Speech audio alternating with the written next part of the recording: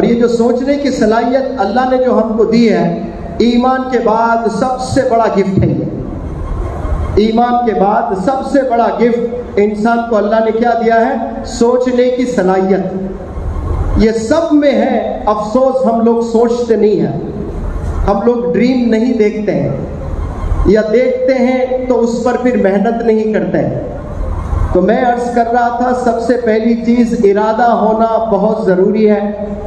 इरादे के बाद अच्छे इदारे की तलाश करना, क्योंकि अच्छे इदारे में आपको अच्छे असातिज़ा मिलेंगे। वो असातिज़ा जिनके पास में एक्सपीरियंस है, जिनके पास में एफिशिएंसी है, जिनके पास में एंथुजियाज़म है, ऐसे जो क्वालिटीज़ हैं, वो असातिज़ा के ज़ेरे निगरानी आप जब तालीम हासिल करते हो तो आपके इल्म में पुख्तगी आएगी और मज़ा आते रहेगा आपको। उनका तजुर्बा आपको बहुत मदद करेगा। तो जो जिस लाइन में भी आप जाना चाहते हैं, कामयाब होना चाहते हो, मंजिल को छूना चाहते हो, तो याद रखें इरादा होना मुसम्मम, ये सबसे पहली सीढ़ी है। दूसरा, इदारा तलाश करना। आपने अंग्रेजी में एक कहावत है कि this world has shrunk into a global village. ये दुनिया एक विलेज की तरह सिमट गई है। इतना आसान हुआ है कम्युनिकेट करना, या एक दूसरे के से मुलाकात करना, या देश के इस कोने से उस कोने तक, या फिर कंट्रीज के सैर करना बेहद आसान हो गया, जो 200 साल पहले आसान नहीं था कम्युनिकेट करना। लेकिन आज यहाँ बैठकर अमेरिका में क्या हो रहा है आप टेलीविज़न पर देख सकते हैं, सोशल मीडिया पर देख सकते हैं, और ख़ुद आप 2-3 घंटे, 4 घंटे, 6 घंटे में वहाँ पहुँच भी जा सकते हैं। इतना आसान हुआ है। तो ये इदारे तलाश करना गोया बहुत आसान हो गया।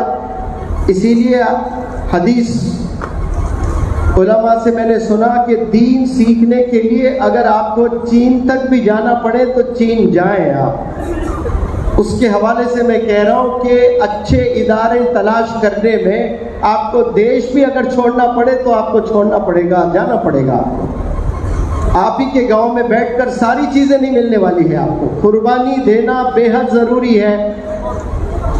आदम अलैहिस्सलाम से लेकर आप सल्लल्लाहु अलैहि वसल्लम कमोपेश 1,24,000 प्रॉफिट्स आए हैं इस रूहे ज़मीं पर, जिनके कहानियाँ, जिनके किस्से, जिनके स्टोरीज़ आप सुनेंगे तो सब की ज़िंदगी में आपको ये कुर्बानियाँ पाई जाएंगी। सब ने बहुत कुर्बानियाँ दी हैं। तो कामयाबी की सीढ़ी कुर्बानी है। जो भी बंदा कामयाब होना चाहता है वो बिना कुर्बानी दिए कामयाब नहीं हो सकता है।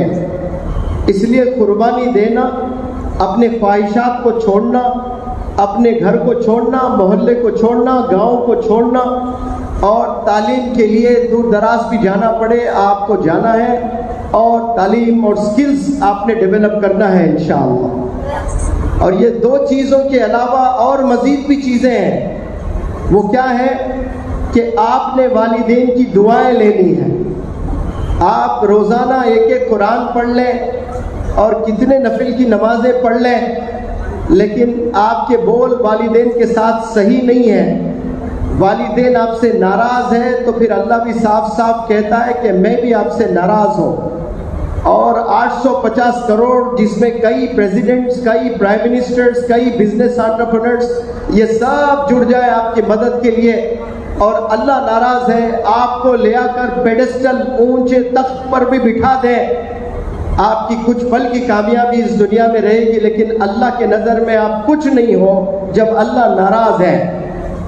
तो यहाँ मैं पूरे हिंदुस्तान में घूम घूम कर वर्कशॉप्स करता हूँ। 10 में 7 पेरेंट्स को परेशान पाता हूँ। 10 में 7 दहाड़े मारते हुए रोते हैं पेरेंट्स किस्से सुनाकर। ऐसे किस्से कि मेरी बच्ची बुरखे में कॉलेज जाती है, ग्लव्स पहनती है, आई बॉल्स के अलावा कुछ नज़र नहीं आता है, लेकिन वही लड़की के बारे में जब दूसरे मोहल्ले के लोग आकर शिकायत करते हैं तो दिल पर क्या सदमा गुजरता है मैं बयान नहीं कर सकता। शुरू में तो मैं लोगों से लड़ता था कि नहीं नहीं मेरी बच्ची ऐसा नहीं कर सकती, मोहल्ले वालों से लड़ लिया मैंने।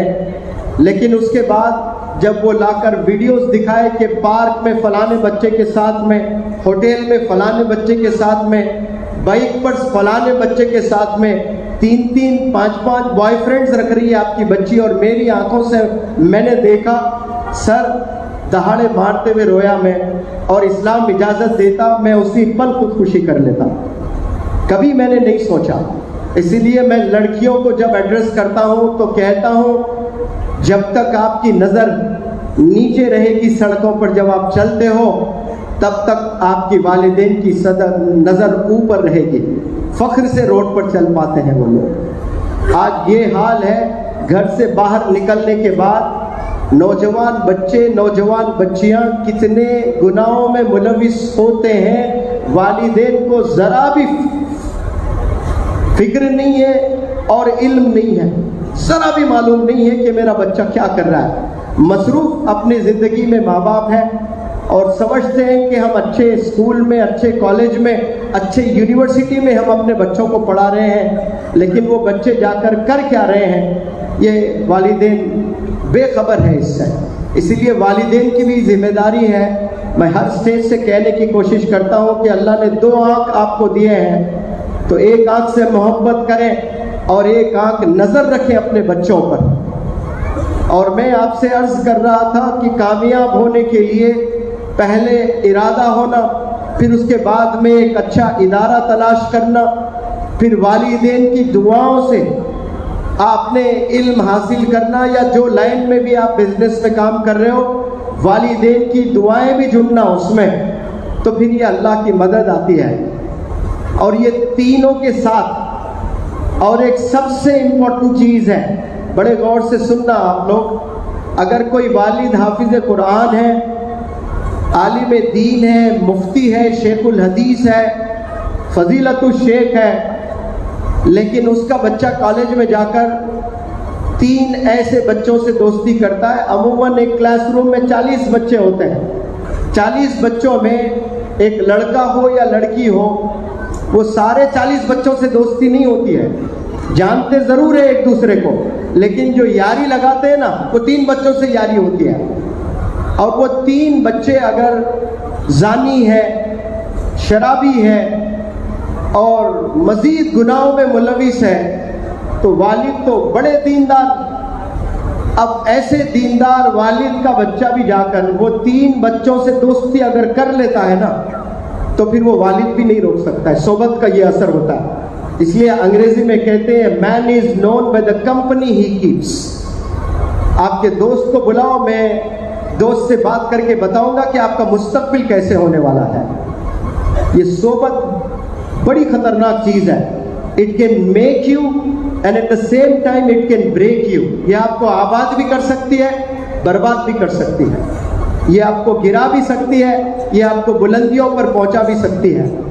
ये दोस्ती जो बच्चे करते हैं, बिलखुसूस 10th के बाद कॉलेज में एडमिशन लेते हैं, 11वीं जमात में, 12वीं जमात में, या 12वीं जमात के बाद ग्रेजुएशन करने के लिए जो जाते हैं, तो नया कॉलेज होता है, नया समा होता है, नया जोश होता है, और वो नया जज्बे के साथ नए कॉलेज में, एक नए समा में कदम रखते हैं नौजवान बच्चे। जोश आसमानों में होता है,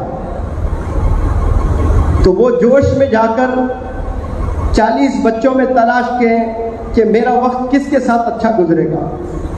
आप ईदेन पर कपड़े खरीदते हो तो 10-10 दुकानों में जाकर उसको छूते हो, उसको पकड़ते हो, उसको महसूस करते हो, उसको पहनते हो, एक फ़ोटो खींचते हो, अपने दोस्त को भेजते हो, मशवरा लेते हो कि ये शर्ट कैसा लग रहा है, मुझे लेना चाहिए कि नहीं लेना चाहिए। अब वो शर्ट की कोई हकीकत नहीं है, उससे जन्नत दोज़ख का कोई ताल्लुक ही नहीं है। बस एक शर्ट आप पहनते हो बमुश्किल 1 साल या 2 साल, लेकिन 10 लोगों से आप मशवरा कर रहे हो, 10 दुकान में जाकर भी आप कभी वापस लौटते हो कि मुझे एक शर्ट भी पसंद नहीं आ रहा है, मैं गुवाहाटी जाऊंगा तो तब लूंगा, मैं कोलकाता जाऊंगा तो तब लूंगा, 4 महीने के बाद मुंबई जाना हो रहा है, वहां जाकर मैं शॉपिंग करूंगा। शर्ट के लिए आप मुंबई जाने के लिए तैयार है, कोलकाता जाने के लिए तैयार है, सब्र कर रहे हो कि वहां जाकर मैं लूंगा। लेकिन जब एक दोस्त को सेलेक्ट करते हो आप, तो उनमें आपने क्वालिटीज़ देखना है कि इससे मेरी दोस्ती हो रही है, इससे मैंने यारी लगाना शुरू कर दी है, क्या ये गॉड फियरिंग है, क्या ये अल्लाह से डरता है।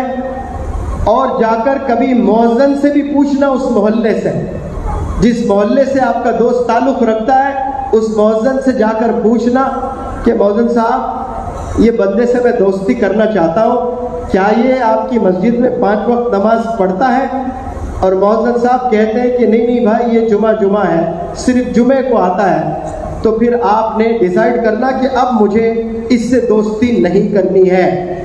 तो आपने क्वालिटीज़ देखना अपने फ्रेंड्स में कि ये गॉड फियरिंग है, नहीं अल्लाह से डर रहा है कि नहीं, 5 वक्त नमाज पढ़ रहा है कि नहीं, अपने वालिदैन के साथ इसका बर्ताव कैसा है, अपने नीबर्स के साथ इसका बर्ताव कैसा है। ये सारी चीज़ें बहुत ज़रूरी है, इसी से आपकी ज़िंदगी संवरती है।